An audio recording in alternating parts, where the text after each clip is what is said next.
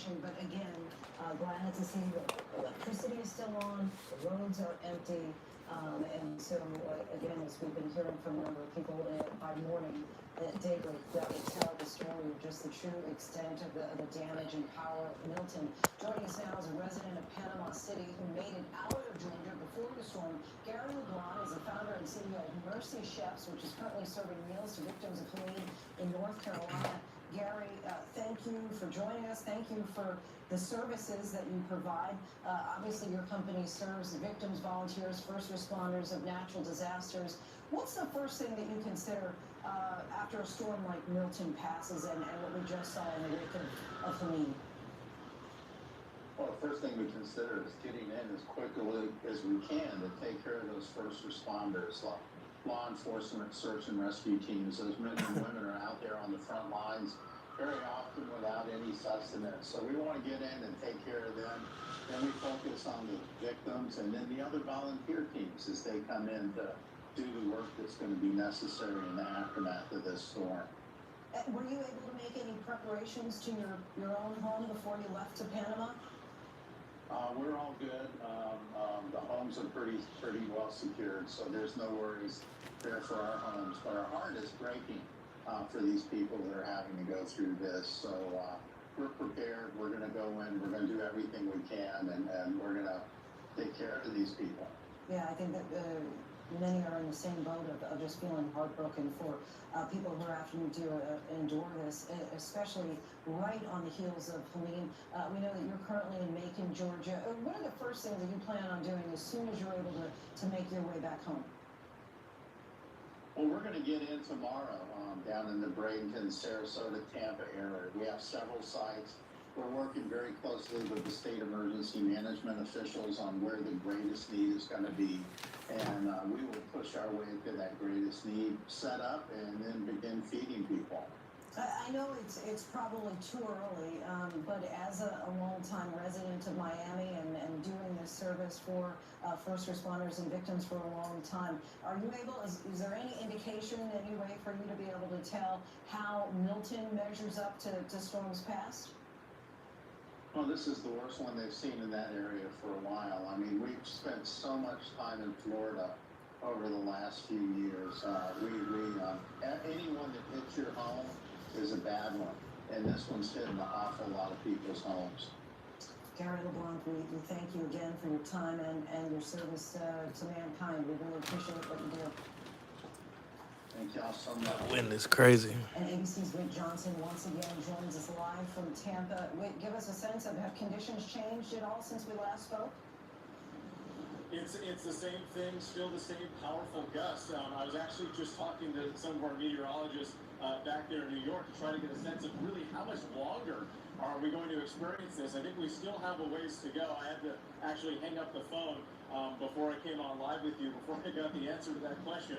But a couple of things that we did learn, you know how we were talking about the flooding that we were starting to see accumulate. We actually saw some of that water literally because of the strength of the wind gust blown away down the street. So there's no longer flooding in that part of the block.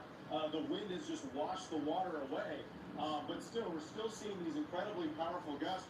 You can come through, Steve, with the camera here, and look, we've seen street signs and debris blow down the street. We are in this flash flood emergency. Our phones, here comes another gust right now. Our phones have been going off constantly, warning us about the flash flood emergency. And our weather team tells us that we've already had more than a foot of rain in this area. So we were expecting that Milton would potentially bring 12 inches of rain here. Well, now we've already reached that. And as you can see, the rain's not slowing down. It's been like this for hours. So far, the wind is pretty crazy. There's some branches and small trees down. But just based on what we've been seeing here, there's no Crazy winds at the window. absolutely significant.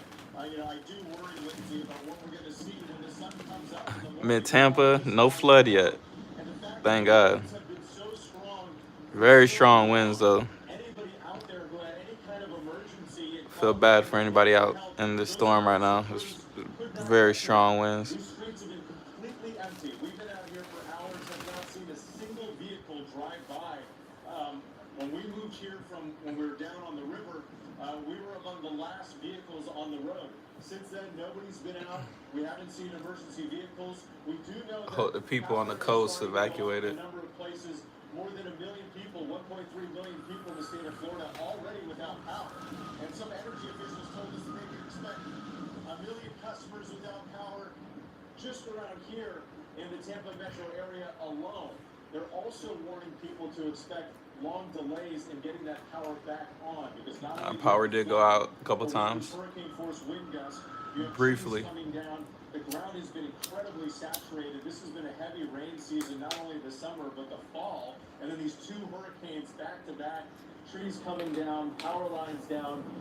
So they're telling people if you're in a neighborhood without power, expect that could last for some time. And with, we have a split screen there. We can already see massive flooding in that area. We talked about this before. You were on the ground for Helene. Just give us a comparison, contrast with Helene and Milton, what you're experiencing. The wind is the major difference. With Helene, we felt those gusts. Again, that storm went up north to Florida's Big Bend area. So we were experiencing gusts maybe in the ballpark of 75, 80 mile per hour gusts. This, we've seen sustained, prolonged wind gusts, extremely powerful. I mean, you could not stand out there. You'd be knocked off your feet and dragged down the street, which is why we're in this, essentially this fortified parking garage to deliver these reports for safety reasons to keep the crew and the equipment safe. But the wind has been the major difference here from what we experienced last time with Hurricane Very strong Helene. winds. However, because of all the rain that we've had here, you can just imagine what that flooding is going to be like. I'm sure you're starting to get some of those live images coming in because not only do you have what is expected. Our windows are protected for the most part. Maybe even a little bit higher than what Storm prep goes a long way for your mental health. Whatever else this storm's going to come up with into the evening, and it's just a very dangerous and deadly combination. Yeah, and as you said, we'll be able to really tell a lot once morning comes. Say storm prep for at least a week or two just to be safe. Once again. Longer if you can. Chief Meteorologist Ginger Z has been out there in Tampa Bay. We spoke to her a short time ago about how landfall actually happened a bit earlier than anticipated. Stay safe, guys. Stay away from windows. Watch out for flooding. And yes, Lindsay, we have to start with what's going to happen here. So Tampa's right behind me, and I just want to say, on the northwest side of the storm, that left side, which is not the dirty side, we would get offshore winds. And so this big bay will still pile a ton of water up on this little peninsula I'm on all of the homes. Actually, not the video that we wanted to toss to Ginger, but now I want to go to Sarasota. And as we've been reporting, people living there and cut her facing off. a rising storm surge. Our affiliate WPLG is there and just experienced the Iowa on nope. broadcast. Let's take a listen. And we did check the street just on the other side of the place that we're in right now to see if there was any water on the road there. It looked clear at that point, but right now you can feel the wind when it blows the house too. I mean, it's pretty strong. We expect it to be like that for a little while more. Last question, Mary. Are people listening to officials? Are they staying in? Are you seeing people out and about, or are they really paying attention to this storm and staying in while this worst part moves by? For the most part, we are seeing people stay in. Maybe 2 minutes ago, right prior to us coming online,